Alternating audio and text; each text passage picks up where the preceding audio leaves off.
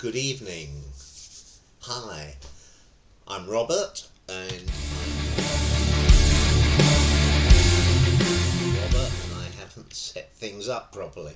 There we go. It's now absolutely super duper. Yes, that looks good. And let me just check that is okay. Welcome to Dealing with Verbal Aggression Part 4, presented by me, Robert Agar-Hutton. I'm just going to adjust the camera ever so slightly. I hope that gets more of me into, other way. There we go. Good. I hope you can see me okay. I hope you can hear me okay. Right, let us begin. General disclaimer, I know I said this in the last session and I'm going to say it again. Everything works, everything fails. What do I mean by that? One of the things that really upsets me, that's the polite way of saying it, is there are a lot of people in the self-defense field, the martial arts field, indeed in a lot of different areas, who say things like, come and learn this with me and you will be Superman. If you do this, all your problems will go away. Rub this cream on and that kind of thing. And that is terribly unfair to say that to people, because in the real world, in real life, where self-defense in particular is the subject, anything can work and anything can fail. So you need to listen to everything I say, and then you need to consider which aspects of what I say will work for you now, which aspects of what I say may work for you if you think about them, practice them, internalize them, and equally, which aspects of what I say may not work for you, and whichever one of those it is, and there may be more options than that, that's fine. My phrase that, as I've said before, I've been using for, 20-30 years, is your safety comes first, and you are the person who is responsible for your safety. So you've got to think about what you're gonna do. Face to face, we're talking about verbal aggression when somebody is with you in the room, on the street, in the bar, in the burger joint, wherever. What is the most important thing about a face-to-face meeting? Take a second, have a think. What do you think is the most important thing? I'll tell you what I think. The most important thing about a face-to-face meeting is that it is always potentially dangerous, and thus you need to act and react appropriately. Acting and reacting appropriately may mean something as simple as saying sorry to somebody. It may mean running away. It may mean punching somebody in the face. It can mean a heck of a lot of different things, and it can mean different things at different times with the same people, or it could mean the same thing at different times. There's a lot of options. First thing to think about when you're face to face with somebody and they're upset with you and they're being verbally aggressive is, do you know anything about that person? Do you know their history? So for instance, if the person that's threatening to beat you up is a complete stranger, that's different to the person whose car you've just bumped into. That is different to your Uncle George or cousin Simon who have had too much to drink. That is different to the guy who you just saw on the news having escaped from prison. So what do you know about the other person? What can you assume? What can you infer? And can you trust what you know? Because a lot of times we make assumptions about people and those assumptions are not always right. This is true. This happened to me in England in a McDonald's. I went in there, and I know my wife was with me, and I suspect maybe my children were with me. And I apologise if I've told this story before.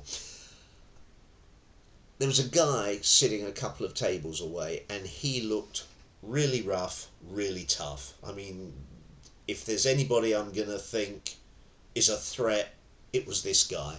He was, I think the tattoos, the hair, the whole demeanour was... So I just, just keep an eye on him. And then about 30 seconds later, this little Shirley Temple kind of little girl, I don't know, 3-4 years old, ran over to him. Daddy, daddy, daddy. And he turned to her and he just melted. And he was just obviously the sweetest guy in the whole world. He probably had been tough once upon a time. And then he'd had this darling little girl, this daughter, who completely owned him, and all that toughness just... So sometimes your assumptions will not be accurate. It's just worth remembering that. But the more you know about someone, the more you know about their history, the better that is. Know your capabilities. When I was... How old would I have been? 20? 19? Maybe... Yeah, when I was about 19, I'd done martial arts for probably a year, maybe 2. And I was tough. I was young and fit and tough and really, really stupid. In those days, the company you worked for gave you a cheque. You took that cheque, you put it in your bank, and you then drew out money. And I remember on several occasions drawing out money, and it wouldn't have been a lot of money, but it might have been 20 or 30 pounds. And I remember taking that money in my hand out into the street, and this was in a place in London called Kilburn. That wasn't that rough, but it was a bit rough. And I was kind of half hoping that somebody would try and steal it so I could use my incredible martial arts prowess on them. With the benefit of hindsight, I have got to admit that I am really, really pleased, and I was really, really lucky, because I suspect if anybody older than about 3.5 had tried to mug me, had tried to steal my money, they would have probably been able to do it. My imagined skills at martial arts in those days were way higher than my actual skills. Now, it doesn't matter whether it's martial arts or tactical communications, in other words, being able to negotiate, talk with people. Doesn't matter if it's your speed at running. It doesn't matter what it is. You need to know your own capabilities realistically. And now, at the age of 68, do I know my capabilities realistically? Interesting question. I think maybe I have a clue, but I suspect I could get caught out, and you have to ask yourself the same question. Do you really know your capabilities, or do you just know...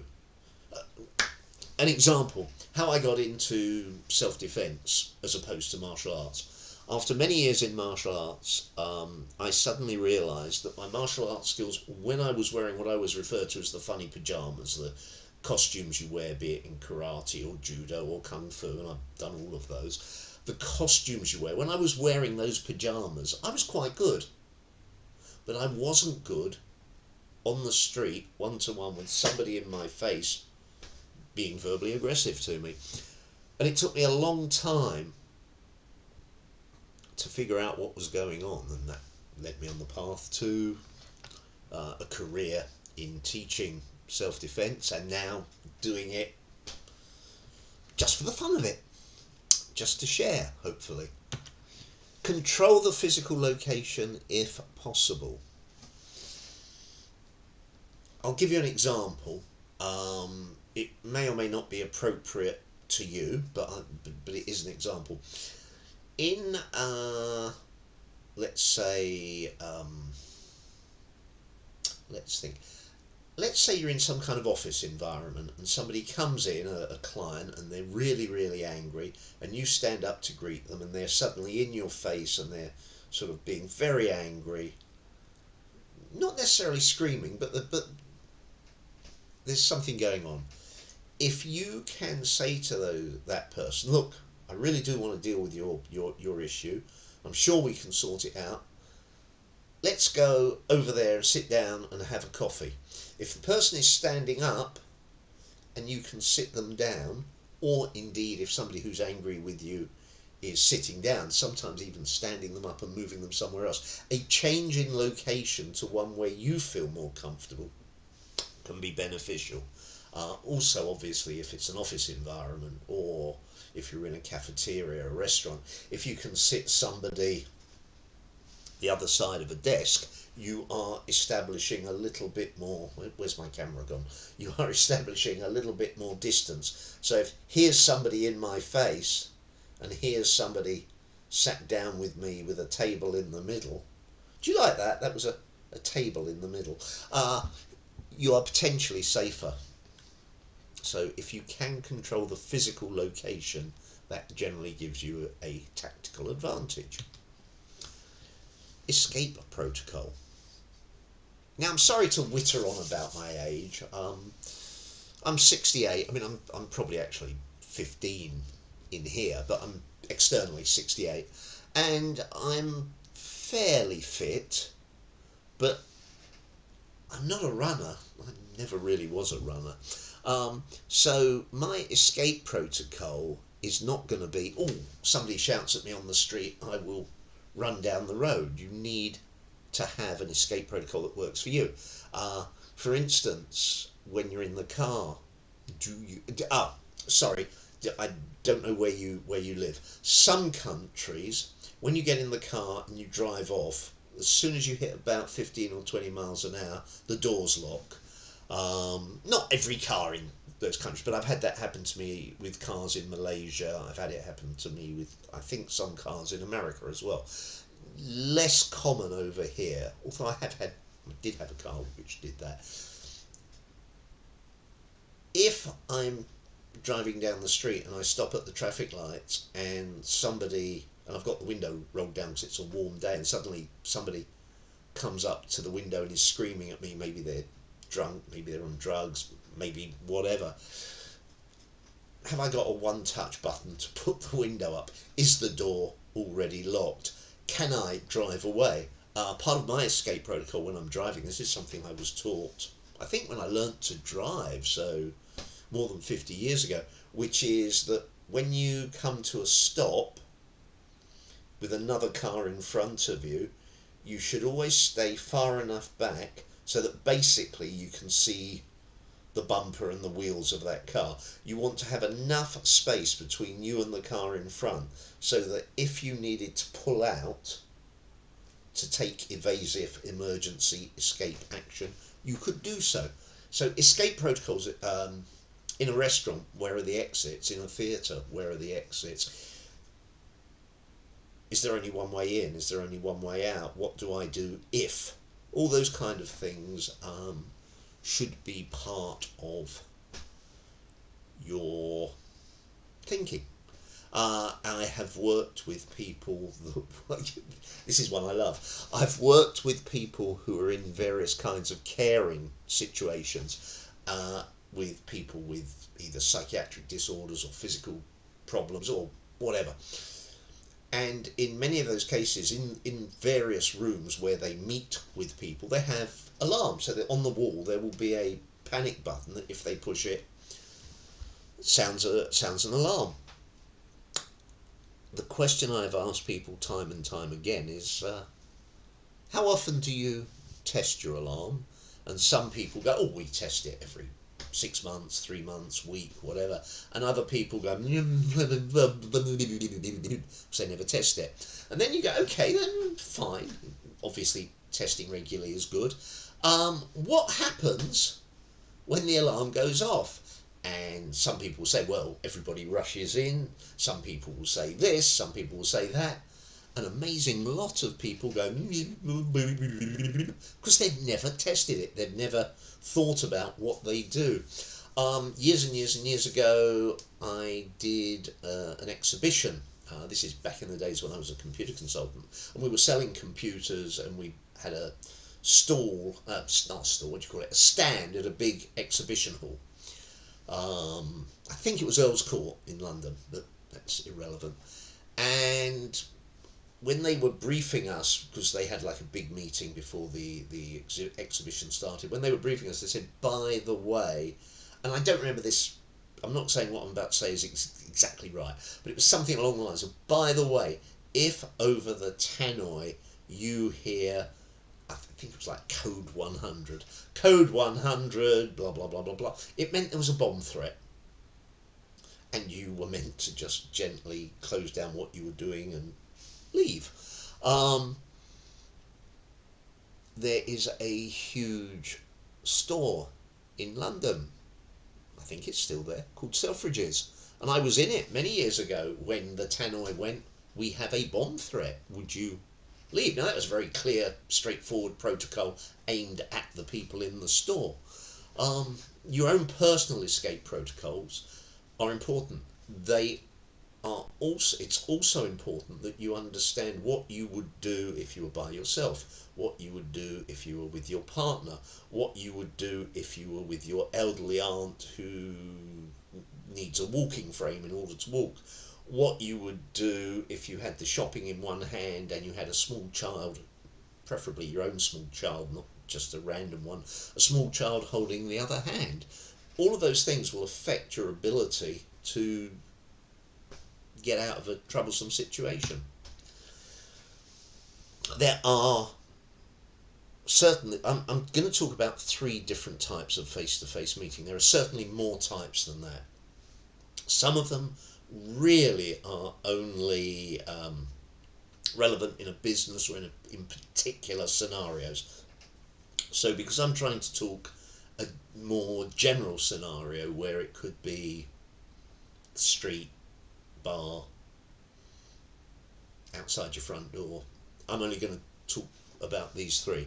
The 3 that I'm going to talk about are a face-to-face meeting where the person that you are interacting with is upset, a face-to-face meeting where the person is angry, and a face-to-face meeting where that person is threatening violence. I'm going to smash your beep, do you remember last week? Your carrot broccoli face in. Carrot and broccoli being euphemisms for the rudest words you can think of. So, somebody's in your face and they are upset. They may have trouble speaking, they might be tearful, they might be incoherent. First rule, try and remain calm. Well, that's so easy to say, isn't it? Just remain calm. In conflict situations, your management of yourself is a real issue. But as best you can, try and remain calm. And if you're interested, oh, by the way, hello, Michael. I've had Michael leave a comment. I'm sorry, I forgot to mention earlier on that you can leave comments. My apologies. Yes, sorry. Any questions, comments, obviously, during this live session, I try and notice them. I do apologise. Remain calm. If at some future point you would like me to run a session on techniques that help you remain calm in stressful situations, I will do that. I'll be happy to do that. Next thing, take control. If somebody is upset, especially if they're incoherent, you need to think along the lines of the way that people that man emergency telephone lines deal with people. If you are the police service, the ambulance service, the fire service, your control centres, the people there that deal with incoming phone calls, are very, very good at getting information from people that are upset or panicking, step by step by step, clearly getting the important information that they need. Where are you? Who are you? What's the situation? I mean, different things will come in different orders, but it's very controlled. What they do is, sometimes just you phone up your doctor's surgery and you speak to the receptionist, and sometimes there they will be very good. Sorry, excuse me. They will be very good at getting the information that they need from you in a very structured manner. So it's taking control, and that kind of leads to the third one, which is getting the facts. It can be difficult to get the facts from somebody who's upset, because by definition somebody who's upset is emotional, and that emotion may lead them to talk in a way that, even though you're trying to take control, means that the facts are kind of, I'm going to use a lovely word, obfuscated, hidden by their emotions. Angry meeting. Somebody is in your face and they are angry about something. First rule, acknowledge the anger. I'm terribly sorry, Mr. Smith, I can see you're angry. I really will try and help you. I've kind of done most of the rest there. Try and be helpful. Try and be helpful because you want to help them. Try and be helpful, if you prefer, because you want to help yourself. If I have an angry person in front of me and I do not help them, maybe they will hit me over the head, and I do not want that. So therefore I am helping myself when I help them. Take control. And this isn't taking control in like a police officer might, step back, sir, put that down, sit down, stand up, dance on one leg. It's not that kind of authoritarian take control. It's just taking control of the interaction. Be polite. How many times have you had some kind of interaction with somebody and they've kind of said and done they've kind of said and done almost the right things, but they just haven't been very polite, and you feel slighted, you feel disinclined to like them. And if you're already angry about something and I now start disliking you because you're being terse or you're paying attention to your phone or whatever, I'm gonna get more angry.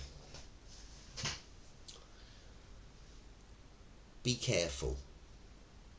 Remember what I said earlier on? Any face-to-face meeting has the capability of turning violent. Violence is not nice. Violence is not nice even if you are, in inverted commas, the winner, because where real violence is concerned, there are most of the time no real winners. Let me move on. Threatening violence meeting. Now, I'm just going to go back. Okay, and then coming forward again. I was going to mention something, and I don't know if it's in a future slide. I don't think it is. I think it's just something I've kind of let slide by. I think I know I used the word sorry before. Oh, I'm sorry you feel like that. I'm sorry you're so upset, so I do want to help you.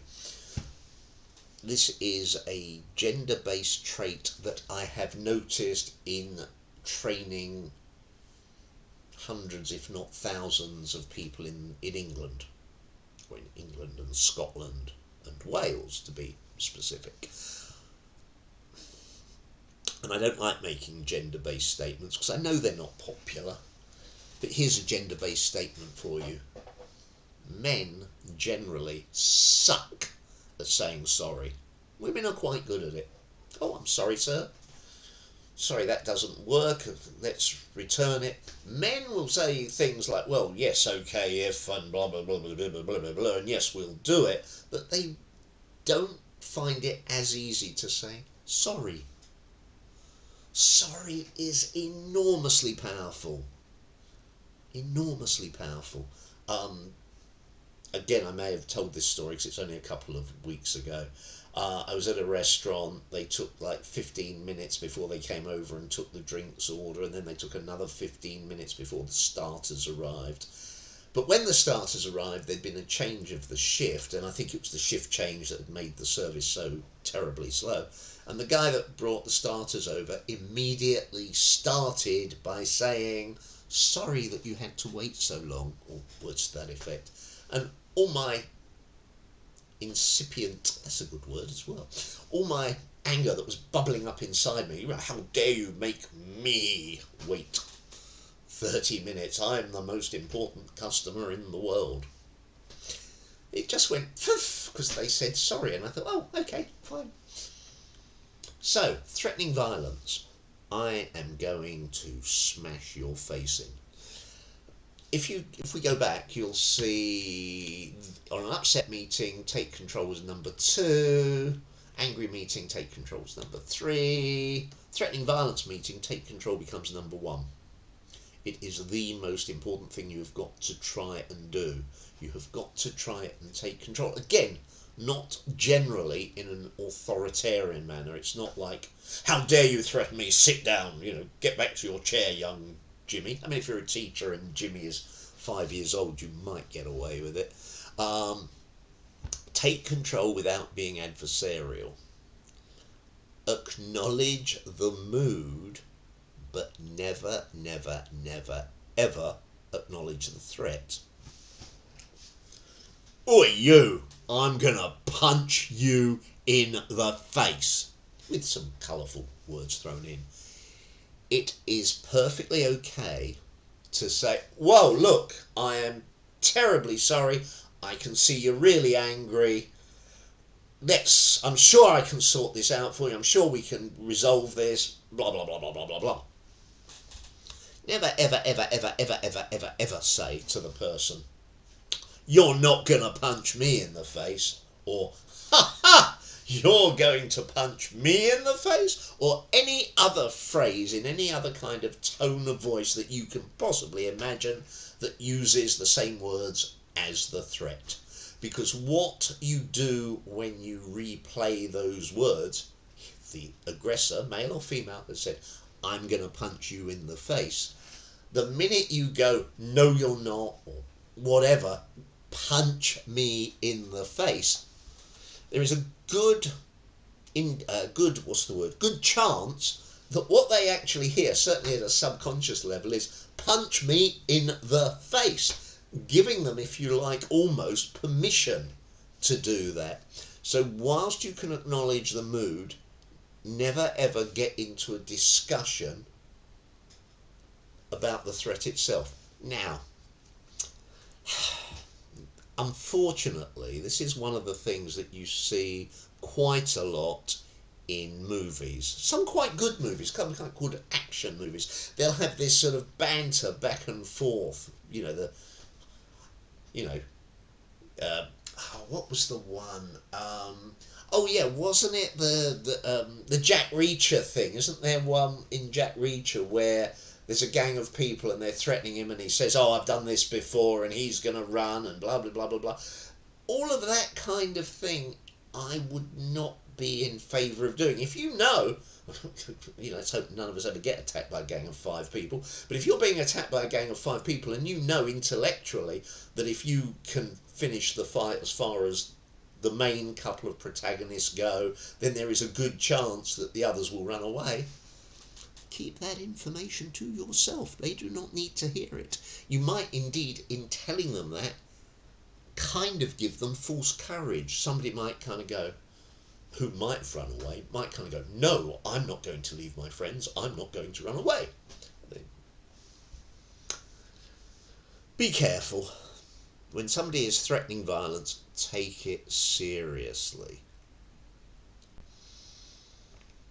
It doesn't require somebody to be twice your size and half your age and 3 times as fast to kill you. If an 8-year-old, maybe, 8-year-old, 10-year-old, sneaks up behind me, I appreciate this isn't dealing with verbal aggression, but if an 8-year-old sneaks up behind me and sticks a knife in me without me knowing anything about it, it's not good. If I'm arguing with that 8-year-old or 10-year-old or 38-year-old or 98-year-old and they pull out a knife or a gun, or I turn my back to go and they get in their car and run me over, or bad things happen to me, and I don't like that. So be careful. Calm it down. Calming things down is an art. It's kind of a science as well, but there is a high degree of art in it. You really have to pay attention, I guess, to things you've done, things that you've seen other people do, things that maybe you've seen done in videos, as long as those videos are what I would call videos of real events rather than movie type videos. If you can calm it down, it might just be as simple as saying to somebody, look, I am terribly sorry, I can see you're terribly angry, but please, let's just go over here and have a cup of tea, or a cup of coffee, or a beer, or a drink of water, or whatever. And let's discuss it. I am absolutely sure we can work this out. I'll do my very best to help you. Now, will that work every time? No, of course it won't. But sometimes, and remember what I said, was it a couple of sessions ago, about following and leading, the manipulating your voice, so that if the person is quite excited, your voice is also quite excited, and then over a little period of time you relax your voice and people will tend to follow you. They will want to be like you, especially the more rapport with somebody you can establish. Look, I do want to help you. Not, don't trouble me with your stupid problems. That doesn't build rapport. So calming it down.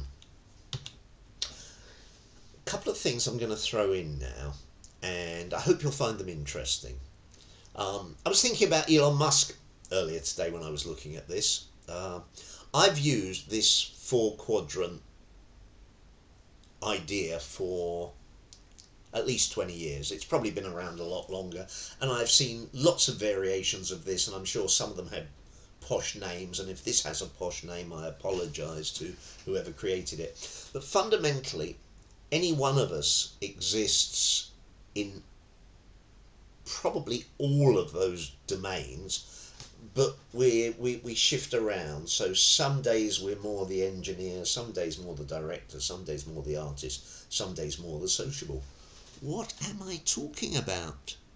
I hear you ask. An engineer is the term we give to people who want really, really detailed information about anything that you are discussing with them. A director is a person, or the part of you, that really just wants to make a decision, just wants to go, want to go to dinner. Hey love, where do you want to go? Chinese or Italian?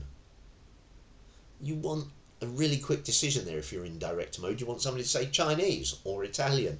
You don't want them to say, well, I'm not sure, could you read me the menus of both the restaurants? If they're an engineer type person, or if you're an engineer type person, you might indeed want to start by reading the menu for all the different things, and maybe phone them up and ask them what ingredients go in and what temperature it's cooked at. The engineer wants to know everything. Sociable people are people.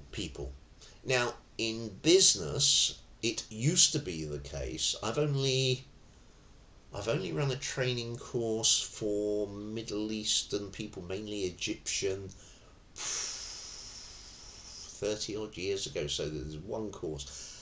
And the thing I remember, and I did know this ahead of time, was that it is fairly commonplace in the Middle East, when you do business there, for a lot more time to be taken at the front, getting to know the different parties. So it's not like walk into the meeting, get down to business. It's walk into the meeting, have a chat, have a cup of coffee, have another little chat, talk about family or whatever, and then eventually, people who are sociable want to know you as a person.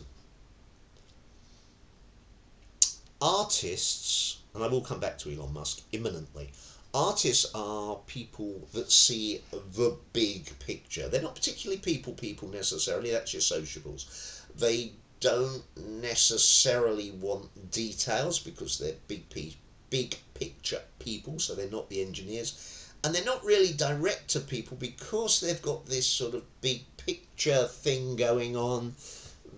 It needs filling in, it needs quite a lot of detail. Now, as I say, I mentioned Elon Musk, and I've never met the man. I would love to. I'm sure he is just a genuinely very interesting person to spend time with. But Elon Musk interests me from this four-quadrant thing because he's an artist, obviously.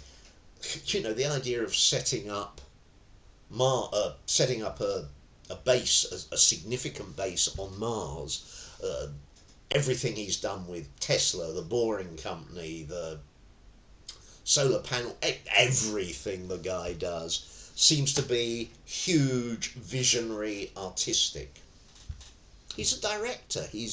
We need to do this and we need to do this now, and you need to do that and you need to do that now, and you need to do this, and bang, bang, bang, bang, bang. And he's an engineer. I mean, we absolutely know that he has the ability to go from the big picture right down to the little details. And from what I have seen when he's sort of on stage presenting and what have you, and some of the things I've read about him, although I don't know the man, he obviously can also operate in the sociable domain. Now, we can all operate in all those domains, but we all tend to have main areas that we like, and we all tend to have areas that we are in at a point in time. If you are in director mode, look, I have this problem and I'm really angry with you, I want this problem fixed. The kind of person that's in engineering kind of mode, and they say, well, yeah, we can probably do it, but first you have to fill out this form, and then you have to fill out that form, and while you're doing that, tell me this, and this, and this, and this, and this. There's a mismatch. Years ago, as it happens, behind me, I have an Epson printer, just by chance. Years ago, I had an Epson laser printer that I'd bought, and it came with, I think it wasn't colour in those days, it was just a black laser printer, so it came with black toner. And when you bought it, it said something like, this toner isn't the full toner, which would give you, I'm making the numbers up, 4,000 copies. This toner is a starter toner, it'll only give you 2,000 copies. Okay. It gave me 500 copies and died. I was not a happy bunny. I phoned up Epsom, and I think I was very much in director mode. I wanted a solution. I spoke to this marvellous, marvellous lady on the phone, and I said, look, I bought this printer and it came with this 2,000 thingy jig thing, and it's only given me 500. What are you going to do about it? I swear this is true. I was expecting excuses and arguments and blah and blah and this lady said to me, well, that's terrible. I will send you out a 4,000, the full thing. It'll be with you tomorrow. Is that all right? Now, at that point, my mind just completely changed.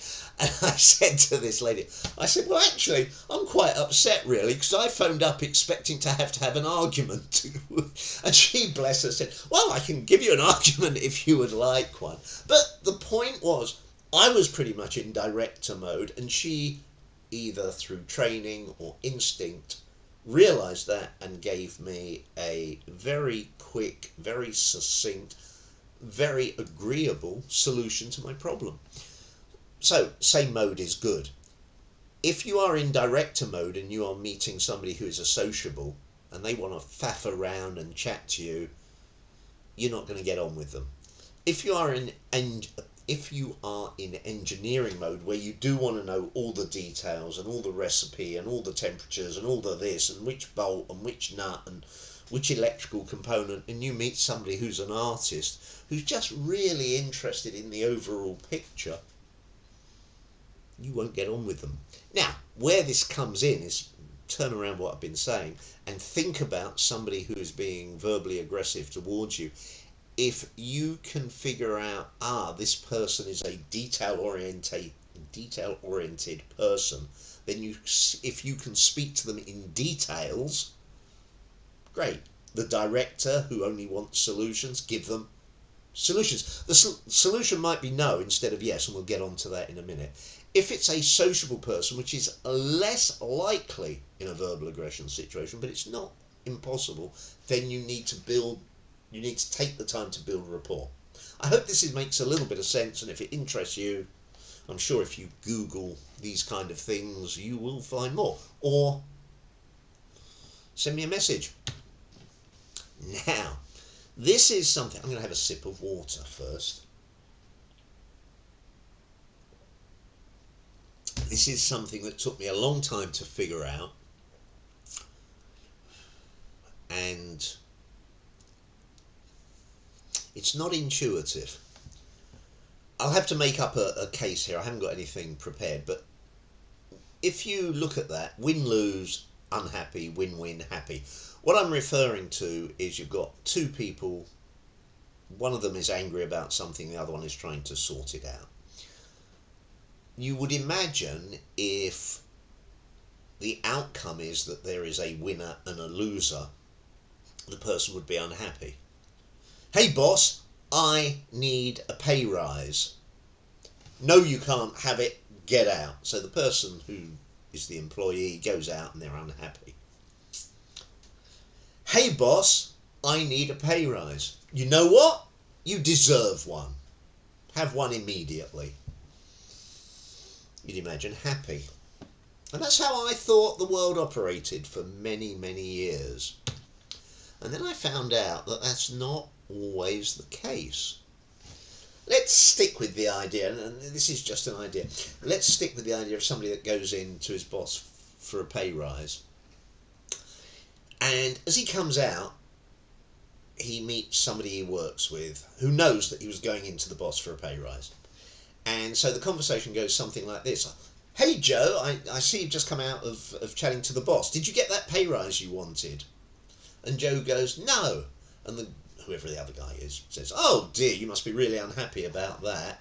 And Joe goes, well, no, not really. The boss was really nice about it and he explained why and blah, blah, blah, blah, blah. So no, it'll be okay. Or you see Joe and say, hey Joe, did you get that pay rise? And Joe goes, yeah. You don't seem very happy about that, Joe. You've just got your pay rise. Yeah, but the boss, he's horrible. He didn't want to give me it, and I bet he's going to try and do blah, blah, blah, blah, blah. So it is not always the case that helping somebody will gain you a friend. It is not always the case in refusing or not being helpful to somebody will earn you an enemy. Just kind of worth remembering that. Some observations. With people there are no certainties. We are enormously variable, and as I've said before, everybody is different and everybody is different sort of pretty much every minute. We all change. Circumstances, who you're interacting with, all sorts of things. There are no certainties and you need to be aware of that and careful because of that. Learn from your mistakes. Now, this is something that people have said to me and probably to you forever. Oh, you should learn from your mistakes. The thing that, and which is true, by the way, you should learn from your mistakes. But what most people don't tell you is you should also learn from your successes. If you do something and it has a positive outcome, you ought to take the time to analyse what you did that was right and maybe write it down. Oh, under these circumstances, I did X, Y, Z and it worked. Does that make sense? I hope it makes sense. Keep an open mind. Oh gosh, that's difficult, isn't it? I'm no different to you and anybody else. We all say, oh yeah, I keep an open mind, and then somebody comes along and says something that actually jars with one of those sort of preconceived rules that we have in our head. and all of a sudden your mind is about as open as Fort Knox. It's a concept to try and embrace. Try and deliberately involve yourself with people who have ideas that are different to you. There are limits. I will plead guilty. I have almost no time whatsoever for people that believe that the earth is flat. I'm sorry. I do appreciate the fact that you've read some pseudoscience and you talked to Joe's barber's friends, neighbours, auntie who said, yeah, she had read an article that said it was flat. So there are limits, but as far as possible, try and keep an open mind. Do your best in any conflict situation, indeed in any situation in life. Try and do your best. Do not go into anything half-heartedly if you possibly can. The reason I like the idea of doing your best is a very selfish one. If I do my best and my best is good enough, then yay! If I do my best and my best is not good enough, then whilst I will be unhappy that I didn't get the outcome I wanted, I will at least know that I did my best, and I will have comfort from that. I hope that makes sense. Conclusion. If you do what you've always done, you will get what you have always got. And it's interesting because that's a quote that I'm sure I've only heard regularly in the last 10 or 15 years. But again, I'm sure I've been using that for 20 years. And I'm not claiming I created it because I'm sure I didn't. But it's an interesting one that if you do what you've always done, you will get what you've always got. If you want changes, make changes.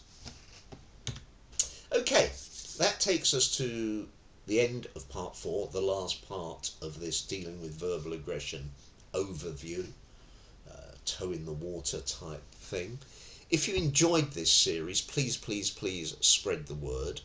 And I will be in due course, as I've said before, been a bit delayed, but I will be in due course doing some physical, in fact I'll be doing a lot of physical self-defense videos, but I will also be back probably in the new year now with more soft skills training.